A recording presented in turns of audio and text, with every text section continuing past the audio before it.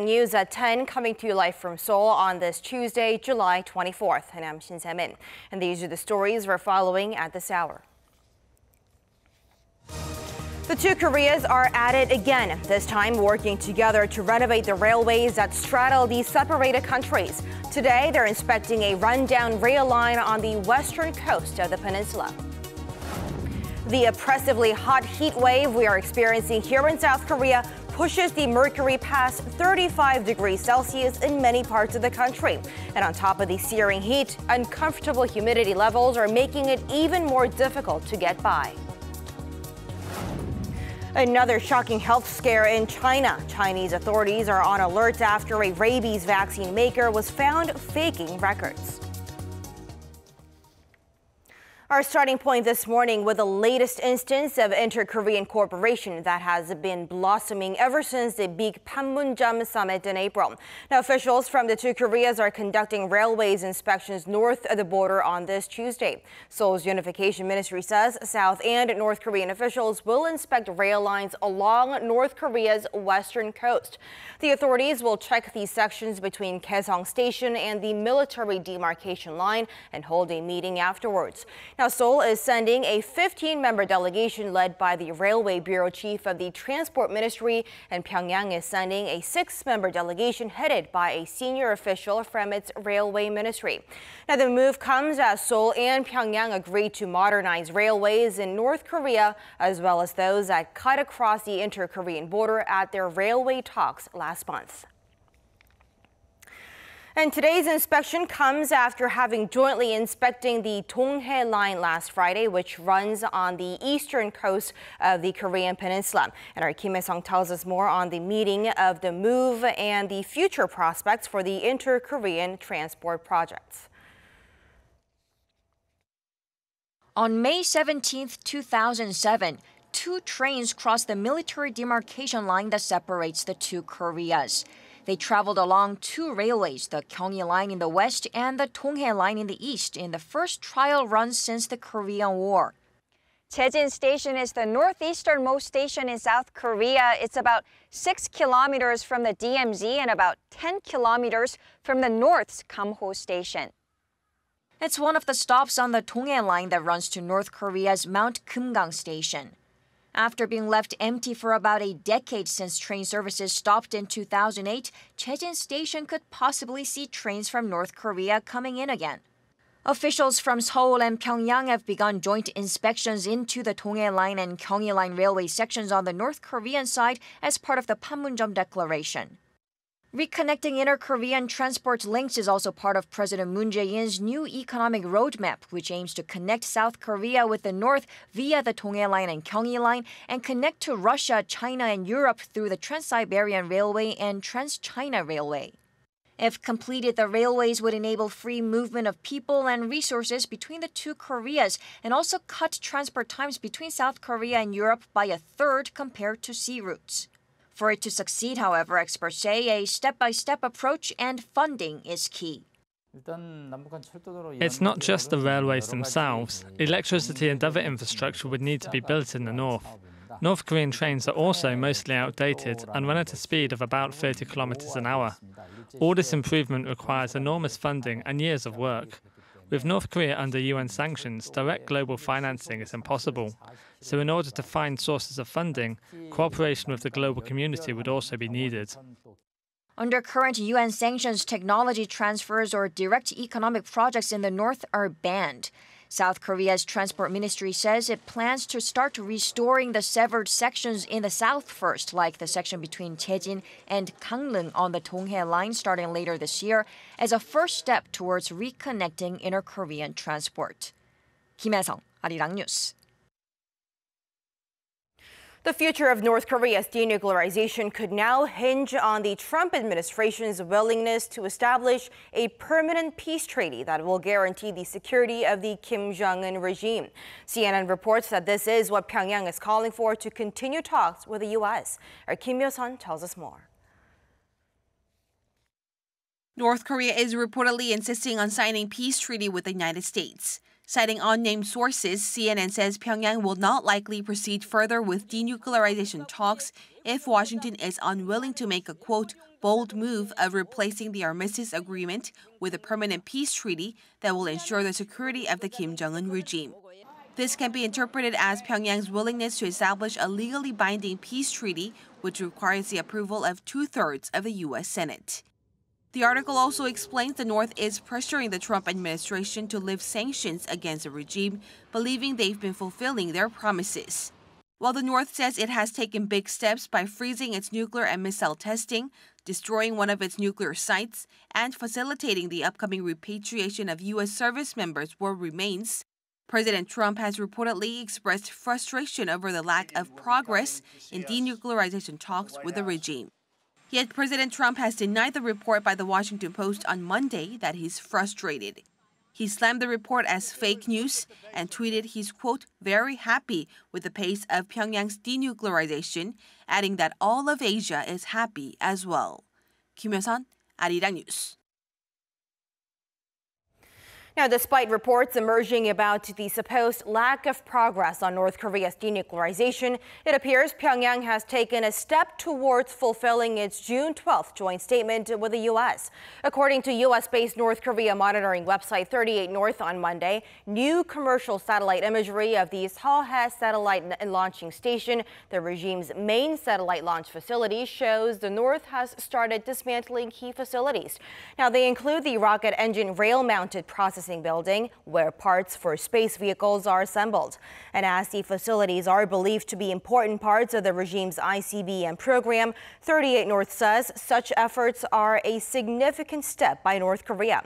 The launching station is believed to be the one North Korea promised U.S. President Donald Trump it would take down during their summit in Singapore.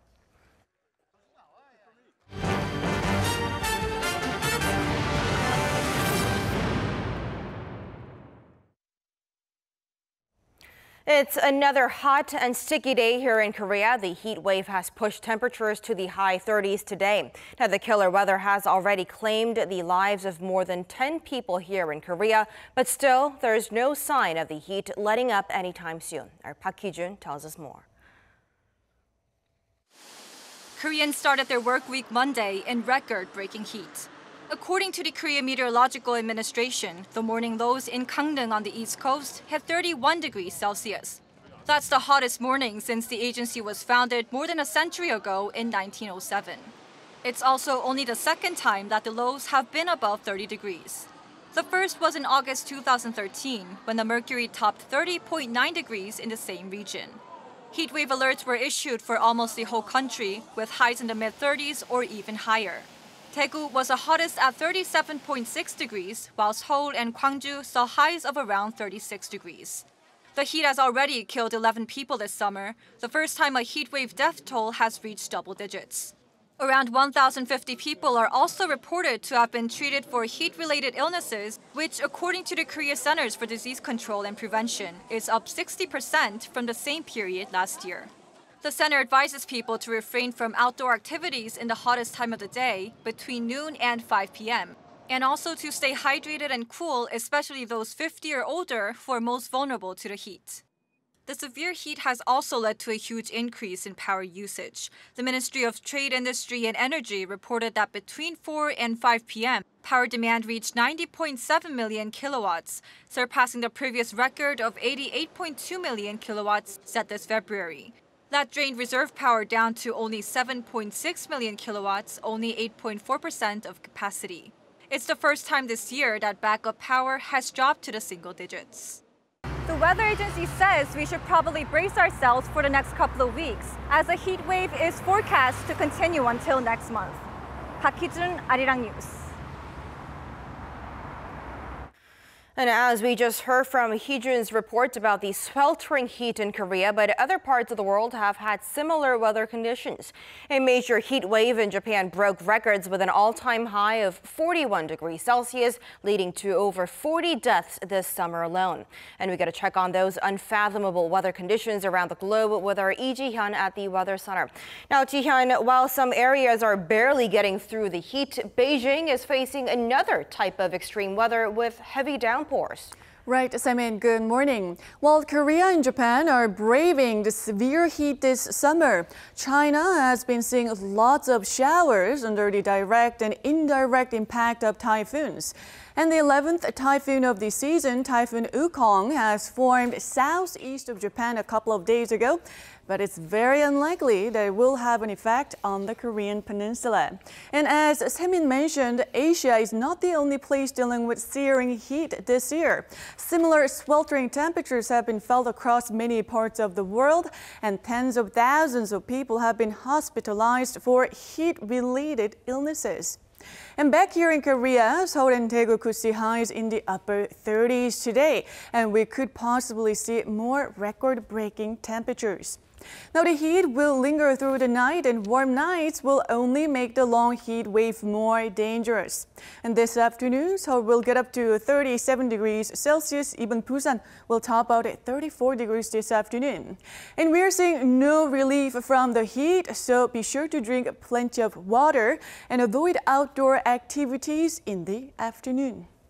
That's all for me at this hour. Back to you, Simon. Thank you, Jian, with those updates. In other news, now that the latest on the prominent South Korean opposition lawmaker who took his own life after facing allegations of accepting illegal political funding. In one of his last notes, Roh Hoe-chan wrote he did accept money less than $50,000, but said it had no strings attached. He also added that although his time ends here, his political party should proudly move forward. Our Kim Min-ji reports. Roh Hoe-chan, a three-term lawmaker with the minor opposition Justice Party who was marred in a bribery scandal, jumped to his death on Monday. His body was found near an apartment building where his mother and brother live at around 9:40 in the morning. Police later found his jacket in a stairwell, and inside were his wallet and 3 suicide notes. Roh's death has sent a shock through Korean politics, especially given his clean image. He was an icon of the labor movement and of progressive politics, and was also popular for his pithy remarks. His image was tainted, however, by allegations that he received illegal political funds worth over $44,000 from a group led by a blogger known as Drew King. The lawmaker had denied the allegations and said he would respond to questioning sincerely if summoned. 2 of the suicide notes were to his family and have not been released. In the note for his party, though, he said he had accepted funds worth some $35,000 in total on 2 occasions in 2016, but claimed there were no special favors or any promises in return. A party spokesperson read out the note in which Roh said he had been foolish for not going through the official procedures for receiving political contributions. Who can I blame? It was a foolish decision and a shameful error in judgment. I must take responsibility for it. Although my time ends here, I hope the party will go on with confidence. I apologize to the Korean people. It's all my fault, so please allow me to accept this punishment, and please continue to support the Justice Party. The bribery allegations were brought to light amid an investigation into the blogger Drew King, who is on trial for allegedly using hacking software to manipulate online comments on political news articles, to sway public opinion, and win personal favors. It was found that money had been transferred to Roh from accounts linked to the blogger. The case is currently being looked at by a special prosecutor team following a police investigation.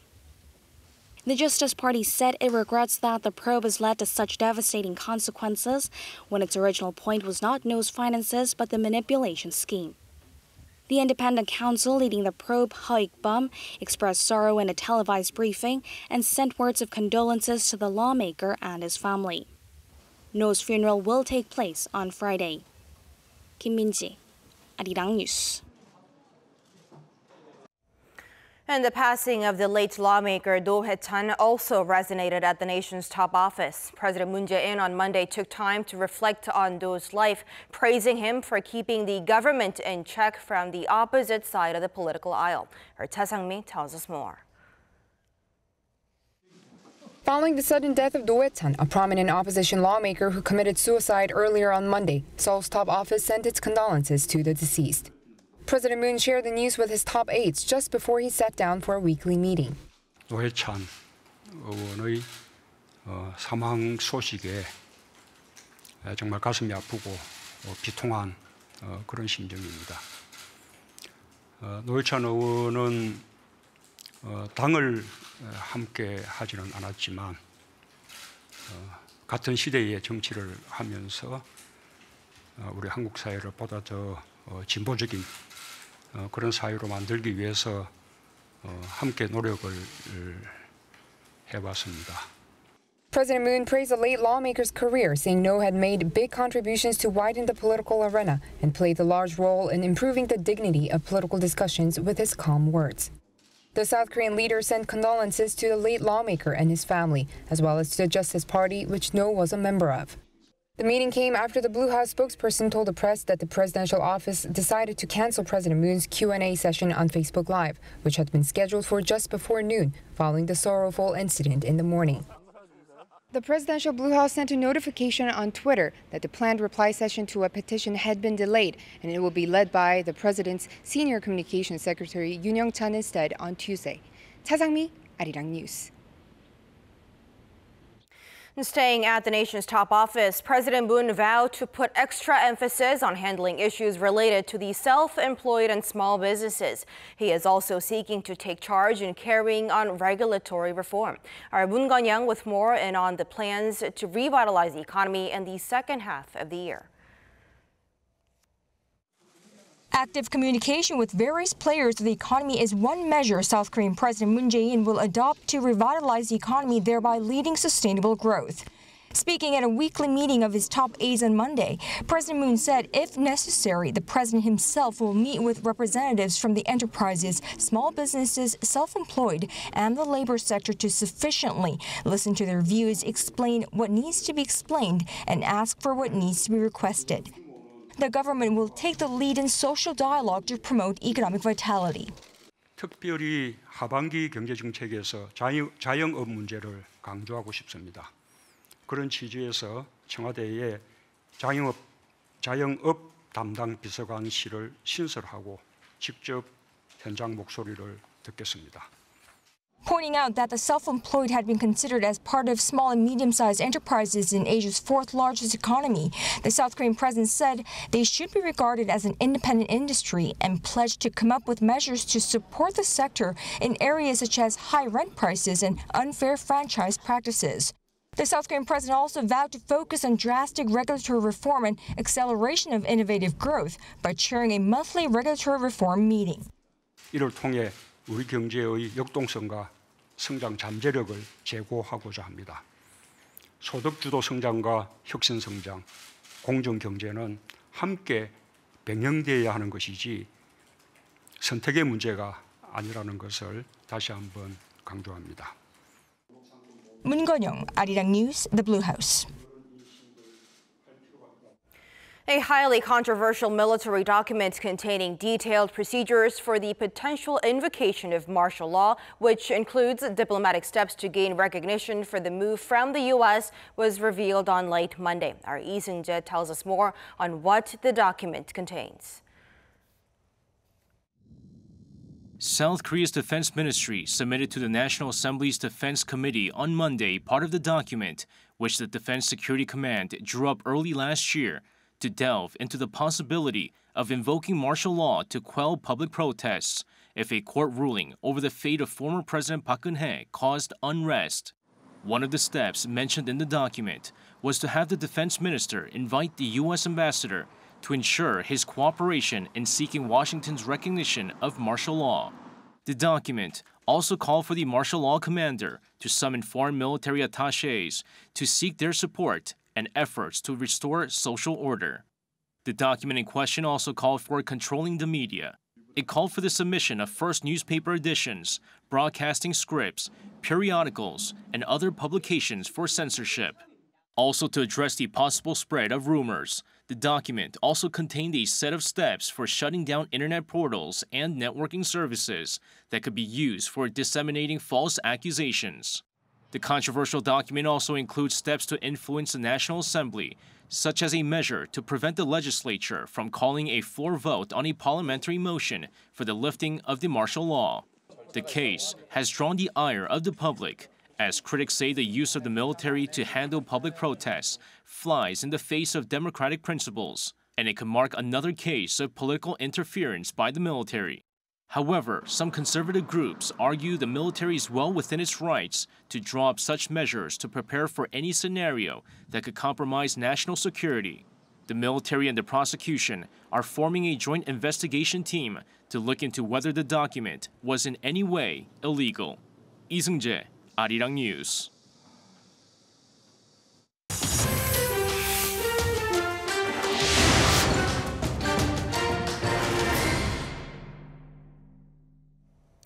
A gunman has killed a 10-year-old girl and an 18-year-old woman in Toronto after opening fire on a busy street in Canada's largest city. For more on this and other news around the world, we turn to our Do Aram at the News Center. So, Aram, what do we have? Well, Simon, just over a dozen others are also said to have been injured in Sunday's rampage along Danforth Avenue after an exchange of gunfire with police. The 29-year-old suspect, identified as Faisal Hussein, was later found dead. It's unclear if he was killed by police or if he took his own life. Investigators are trying to determine the gunman's motive, but his family said in a statement late on Monday that he was suffering from severe mental illness. However, police said they are also considering terrorism as a possible motive as well. Prime Minister Justin Trudeau expressed his condolences in a tweet, while Toronto Mayor John Tory condemned what he called the despicable attack. South Korea's foreign ministry, meanwhile, said no Koreans were among the injured. There has been public outcry in China after a rabies vaccine maker was found faking production records. Changsheng Biotechnology is accused of falsifying production data and product inspection records of its rabies vaccine. So far, there have been no cases of any harm caused by the vaccine, but the incident has still angered the Chinese government and people. President Xi Jinping said the illegal activities were shocking, while Premier Li Keqiang urged severe punishment for people involved, saying the incident had crossed a moral line. Beijing's Food and Drug Administration has launched an investigation as per the president's orders. The firm's chairwoman and 4 other senior executives have been put into custody and are being questioned. Changsheng Biotechnology has apologized through a statement and said it will cooperate with the probe. Tensions between Germany's Football Association and the national team's former midfielder Mesut Ozil are flaring up. The DFB said Monday it emphatically rejects allegations of racism from Ozil, who is of Turkish descent. The midfielder, who plays for English club Arsenal, announced his retirement from the German national football team on Sunday after receiving criticism from the DFB and German media for his photo with Turkish President Recep Tayyip Erdogan. He also said he was unfairly treated, as some blamed him for Germany's poor performance at the World Cup. The rift between the 29-year-old and the DFB has sparked a divisive racism debate in the country. Chancellor Angela Merkel, meanwhile, said she respects Ozil's decision to retire and thanked him for his contributions to the national team.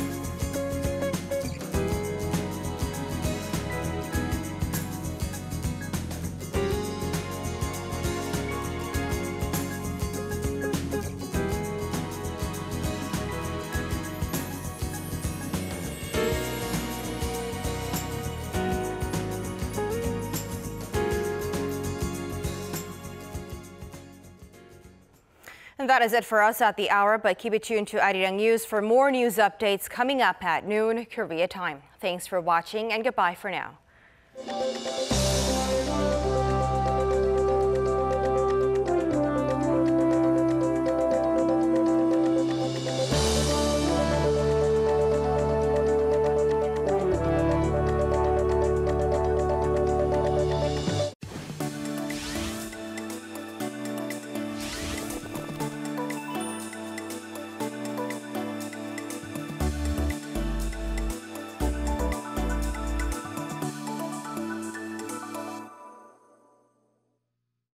hope lit up through connected lines.